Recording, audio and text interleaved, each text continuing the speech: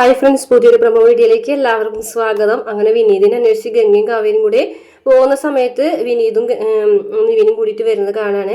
അപ്പോൾ അവരാണെന്ന് മനസ്സിലാവുന്നില്ല. ആരോ വണ്ടിയുടെ അടുത്ത് ഇങ്ങനെ മുട്ടാൻ പോകുമ്പോൾ അവർ വന്നിട്ട് ഇങ്ങനെ വഴക്ക് പറയാനായിട്ട് ഇങ്ങനെ വരുമ്പോഴാണ് അത് വിനീതാണെന്ന് മനസ്സിലാവണ്ട. വിനീത് കുടിച്ചിട്ട് കാവേരിനെ എന്തൊക്കെയോ വിളിച്ച് പറയുന്നുണ്ട് കേട്ടോ. കാവേരിയാണെന്നുണ്ടെങ്കിൽ ആകെ ഞെട്ടിത്തരിച്ച് നിൽക്കുകയാണ്. കാവേരി കണ്ടിട്ടുള്ള വിനീതേട്ടൻ ഇങ്ങനെയല്ല. അപ്പം എന്തായാലും മദ്യപിച്ചിട്ടുണ്ടെന്നും വിനീതേട്ടൻ ബോധമില്ലാതെ ഇങ്ങനെ വിളിച്ച് പറയുന്നുണ്ടെന്നൊക്കെ കാവേരിക്ക് മനസ്സിലാവണം കേട്ടോ. അങ്ങനെ നിവിനും കൂടി വരികയാണ്. അപ്പം നിവിനെയും കൂടിയിട്ട് കാവേരി വഴക്ക് പറയുകയാണ് കേട്ടോ. എന്തായാലും രണ്ടുപേരും കുടിച്ചിട്ട് പട്ടായിട്ട് തന്നെയാണ് സംസാരിക്കുന്നത്. അങ്ങനെ വേറെ നിവർത്തിയില്ല. വിനീത് എന്തായാലും കുടിച്ചിട്ടുണ്ടെന്ന് മനസ്സിലായിട്ടുണ്ടല്ലോ. അപ്പം എന്തായാലും ഇവർ രണ്ടുപേരും കൂടിയിട്ട് ഗംഗയും കാവേരിയും കൂടിയിട്ട് നേരെ വിനീതിനെയും കൊണ്ട് വീട്ടിലേക്ക് വരികയാണ്. വിനീതിന് ഈ ഒരു അവസ്ഥയിൽ കണ്ടിട്ട് രാധമ്മയും അതുപോലെ ശാരദയൊക്കെ ആകെ ഞെട്ടിത്തെറിച്ച് നിൽക്കുകയാണ് കേട്ടോ. കാരണം അവർക്ക് അതൊരു ശീലമില്ലല്ലോ. അങ്ങനെ താങ്ങി പിടിച്ചിട്ടാണ് വിനീതിനെ ഗംഗ അകത്തേക്ക് കയറ്റുന്നത്. അപ്പോൾ ശാരദയും യമുനയൊക്കെ കൂട്ടിങ്ങനെ പിടിച്ചിട്ടുണ്ട് കേട്ടോ. അങ്ങനെ എല്ലാവരും കൂടെ ഇങ്ങനെ പിടിച്ച് കൊണ്ടുവന്ന് ബെഡിലേക്ക് കെടുത്തുന്നുണ്ട്. ശാരദയ്ക്കാണെന്നുണ്ടെങ്കിൽ കണ്ട ആകെ വിഷമാവാൻ കേട്ടോ. വിനീത് കുടിച്ചത് ഇതുവരെയും കണ്ടിട്ടില്ലല്ലോ. അപ്പോൾ ഗംഗ പറയുന്നുണ്ട്, സാരമില്ല അമ്മേ, അച്ഛൻ കുടിച്ച് ഇതുവരെ അമ്മ കണ്ടിട്ടില്ലല്ലോ, അതുകൊണ്ടാണ് അമ്മയ്ക്ക് ഇങ്ങനെയൊക്കെ തോന്നുന്നത്, വേറെ കുഴപ്പമൊന്നുമില്ല, അമ്മ പോയി കിടന്നോളൂ, വിനീതേൻ്റെ കാര്യം ഞാൻ നോക്കിക്കോളാം എന്നൊക്കെ പറഞ്ഞിട്ട് സമാധാനിപ്പിക്കുന്നുണ്ട് കേട്ടോ. ശാരദ വിഷമത്തോട് കൂടിയിട്ട് അവിടെ നിന്ന് പോകുകയാണ് കേട്ടോ. പിന്നെ കാണിക്കുന്നത് കടയിലെത്തിയ ശേഷം വിനീതിനെയും പിന്നെ കുടിച്ചു പോയല്ലോ. കുടിച്ചിട്ട് ഇപ്പം എന്തായാലും ഭാര്യ പിണക്കത്തിലായിരിക്കും. ഗംഗയ്ക്ക് ഇനി തന്നോട് ദേഷ്യം ഉണ്ടാവും. അങ്ങനെയൊക്കെ സംഭവങ്ങളൊക്കെ സലീമിക്കിനോട് പറയുമ്പോൾ സലീമിക്ക പറയാണ്, നീ ഒരു കാര്യം ചെയ്യുന്ന, രാത്രി ചെല്ലുമ്പോൾ കുറച്ച് മുല്ലപ്പൂവും ഒരു കഷ്ണം അലുവയും കൂടെ മേടിച്ചു കൊടുക്കുക, അലുവയിലും മുല്ലപ്പൂലും വീഴാത്ത പെണ്ണുങ്ങളില്ല എന്നൊക്കെ പറഞ്ഞ് മനസ്സിലാക്കി കൊടുക്കാണ് കേട്ടോ. ഉറപ്പായിട്ട് ഇന്ന് രാത്രി ഇത് തന്നെ വാങ്ങിച്ചു കൊടുത്താൽ ഗംഗയുടെ പിണക്കൊക്കെ താനെ മാറിക്കോളും എന്ന് പറയുകയാണ്.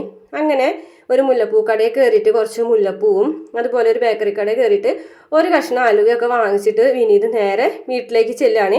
അപ്പം കയ്യിലുള്ള കവറ് കാവേരി ശ്രദ്ധിക്കുന്നുണ്ട് കേട്ടോ. അപ്പോൾ കാവേരി ആണെന്നുണ്ടെങ്കിൽ വിനീതിൻ്റെ അടുത്തേക്ക് ചെല്ലാണ്. അപ്പോൾ വിനീതിൻ്റെ അടുത്ത് വന്നിട്ട് ഇങ്ങനെ വിനീതിനെ പിടിച്ചിട്ട് ചോദിക്കുകയാണ്, കയ്യിൽ പിടിച്ചിട്ട് ചോദിക്കുകയാണ്, വിനീതേട്ടൻ്റെ കയ്യിൽ എന്തോ ഒരു പൊതി ഉണ്ടായിരുന്നല്ലോ, അതെവിടെ വെച്ചു എന്നൊക്കെ ചോദിക്കുന്നുണ്ട്. വിനീതാണെന്നുണ്ടെങ്കിൽ പല കള്ളത്തരത്തിൽ കൂടെ അത് മറച്ച് പിടിക്കുന്നുണ്ട് കേട്ടോ. ആ കവറ് കാവേരി അല്ലെങ്കിൽ വീട്ടിലുള്ളവരാരും കാണാതിരിക്കാനായിട്ട് ശ്രമിച്ച് അത് മുറിയിലേക്ക് കൊണ്ടുപോകുന്നുണ്ട്. പിന്നെ കാണിക്കുന്നത് ഗംഗ മുറിയിലേക്ക് വരുന്ന സമയത്ത് ആ അലുവയിൽ നിന്നൊരു കഷ്ണം അലുവൊക്കെ എടുത്ത് മുറിച്ച് വായ വെച്ച് കൊടുക്കുന്നത് കാണിക്കുന്നുണ്ട്. വിനീത് അത് ഓർക്കുന്നതാണോ സ്വപ്നം കാണുന്നതാണോ എന്നൊന്നും അറിയില്ല കേട്ടോ. അതിനാണ് ചാൻസ് കൂടുതൽ.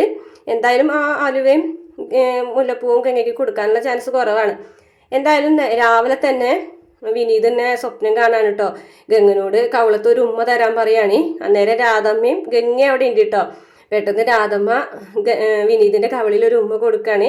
പെട്ടെന്ന് തന്നെ വിനീത് ചാടി എഴുന്നേക്കാണ്. ആ രാധമ്മയോ എന്ന് ചോദിക്കാണ്. അതേടാ ഞാൻ തന്നെയാണ്, ഇനി നിനക്ക് ഉമ്മ വേണോ എന്ന് ചോദിക്കാൻ കേട്ടോ. അപ്പോൾ വിനീത് ആകെ കേട്ടതുപോലെ നിൽക്കുന്നുണ്ട്. കാരണം ഇതൊക്കെ കണ്ടുകൊണ്ട് ഗംഗ ചിരിച്ചും കൊണ്ട് നിൽക്കണം. അപ്പോൾ ഗംഗയ്ക്ക് കുറച്ചായിട്ട് വിനീതിനോട് ഒരു ഇഷ്ടമൊക്കെ തോന്നി തുടങ്ങിയിട്ടുണ്ട്. പിന്നെ കാവേരിയും ശാരദയും കൂടിയിട്ട് പുറത്തിരുന്നിട്ട് എന്തോ ചെയ്യുന്ന സമയത്ത് വിനീതായ ഒരു മുല്ലപ്പൂ പുറത്തേക്ക് വലിച്ചെറിയാണ്. എന്തായാലും തലദിവസം കൊടുക്കാൻ പറ്റിയിട്ടുണ്ടാവില്ല. അത് വന്ന് വീഴുന്നത് ശാരദയുടെ മേത്താണ് കേട്ടോ. അപ്പോൾ ശാരദയ്ക്കും കാവേരിക്കൊക്കെ മനസ്സിലാവാണ് കേട്ടോ ഗംഗയ്ക്ക് വേണ്ടിയിട്ട് വിനീത മുല്ലപ്പൂ വാങ്ങിച്ചിട്ട് വന്നതാണെന്നൊക്കെ. പിന്നെ കാണിക്കുന്നത് നമ്മുടെ ജയപാലനെയാണ് കേട്ടോ. ജയപാലൻ നിവിനെയും കൊണ്ടുകയറി തോട്ടത്തിലേക്ക് വന്നിരിക്കുകയാണ്. എന്നിട്ട് ആ തോട്ടത്തിൻ്റെ കാര്യങ്ങളൊക്കെ നിവിനോട് പറഞ്ഞു കൊടുക്കുകയാണത്. ഞാൻ പുതുതായിട്ട് വാങ്ങിച്ച തോട്ടാണ് ഇത്, എൻ്റെ മകൾ രാഗിണിനെ കല്യാണം കഴിക്കുന്ന ചെക്കന്, അതായത് നിനക്കുള്ളതാണെന്ന് പറയാണ് കേട്ടോ. അപ്പം നിവിനെ കൊണ്ട് രാഗിണിനെ കല്യാണം കഴിപ്പിക്കണം. ഈ തോട്ടമൊക്കെ കണ്ട് നിവിനെ ഒന്ന് തോട്ടമൊക്കെ കണ്ട് നിവിനായി ഒരു കല്യാണാലോചനയിൽ വീഴട്ടെ എന്നുള്ള രീതിയിലൊക്കെ തന്നെയാണ് കേട്ടോ ജയപാലൻ നിവിനായി ഒരു തോട്ടമൊക്കെ കാണിച്ചു കൊടുക്കുന്നത്. എന്തായാലും പിന്നീട് ഈ ഒരു തോട്ടത്തെക്കുറിച്ച് വേഗം തന്നെ കാവേരിനെ അറിയിക്കുകയാണ് നിവിൻ. കാരണം ആ തോട്ടം വാങ്ങിച്ചിട്ടുള്ളത് ശരിക്കും അരവിന്ദനാണ്. അങ്ങനെ നിവിൻ കാവേരിനെയും കൂട്ടിയിട്ട് തോട്ടത്തിൽ വന്നിട്ട് കാര്യങ്ങളൊക്കെ പറയുമ്പോൾ കാവേരിക്ക് ആകെ സങ്കടമാവാണ് കേട്ടോ. അങ്ങനെ ഈ തോട്ടം കൈവിട്ടു പോയി, തൻ്റെ അച്ഛൻ അത്രയും കഷ്ടപ്പെട്ട് അധ്വാനിച്ച് വാങ്ങിച്ചിട്ടുള്ള ഒരു തോട്ടമല്ലേ. അപ്പം ആ ഒരു വിഷമത്തിൽ സങ്കടപ്പെട്ട് കരയുന്നുണ്ട് കേട്ടോ നമ്മുടെ കാവേരി. പിന്നെ കാണിക്കുന്നത് നരേനെയും കാവേരിനെയും കൂടിയിട്ട് ഒരു ചെറിയൊരു ഭാഗം കൂടി പ്രമോല് കാണിച്ചിട്ടുണ്ട്. അപ്പം ഈ ഒരു തോട്ടത്തിൻ്റെ ഒരു കാര്യവുമായിട്ട് ബന്ധപ്പെട്ടിട്ടായിരിക്കും ഇനി നരേനും കാവേരിയും കണ്ടുമുട്ടാൻ പോകുന്നത്. അപ്പം നമ്മുടെ നായകൻ ഇതുവരെ കറക്റ്റായിട്ട് ഈ ഒരു എപ്പിസോഡുകളിലേക്കൊന്നും വന്നിട്ടില്ല. അപ്പോൾ അതുകൊണ്ട് തന്നെ ഇനി നെക്സ്റ്റ് വീക്കിൽ നമ്മുടെ നരേനെയും കാവേരിനെയും കൂടിയിട്ട് ഒരുമിച്ച് കാണാൻ പറ്റും. ഈ വീഡിയോ നിങ്ങൾക്ക് ഇഷ്ടപ്പെടുകയാണെങ്കിൽ മറക്കാതെ നമ്മുടെ ചാനൽ ഒന്ന് സബ്സ്ക്രൈബ് ചെയ്ത് സപ്പോർട്ട് ചെയ്യണേ.